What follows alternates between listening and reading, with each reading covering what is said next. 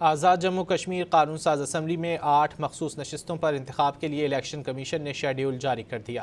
Election commission کے مطابق مخصوص نشستوں پر انتخاب کے لیے 20 اگست کو کاغذات نامزدگی جمع ہوں گے، 23 اگست کو امیدواروں کی حتمی فہرست جاری ہوگی اور 24 اگست کو اسمبلی میں مخصوص نشستوں کے لیے پولنگ ہوگی۔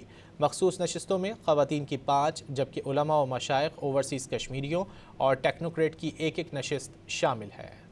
آزاد جموں کشمیر قانون ساز اسمبلی میں 8 مخصوص نشستوں پر انتخاب کے لیے الیکشن کمیشن نے شیڈیول جاری کر دیا۔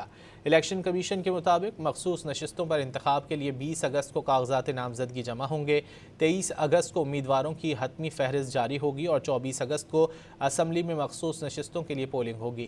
مخصوص نشستوں میں خواتین کی 5 جبکہ علماء و مشائخ، اوورسیز کشمیریوں اور ٹیکنوکریٹ کی ایک نشست شامل ہے۔ آزاد جموں کشمیر قانون ساز اسمبلی میں 8 مخصوص نشستوں پر انتخاب کے لیے الیکشن کمیشن نے شیڈیول جاری کر دیا۔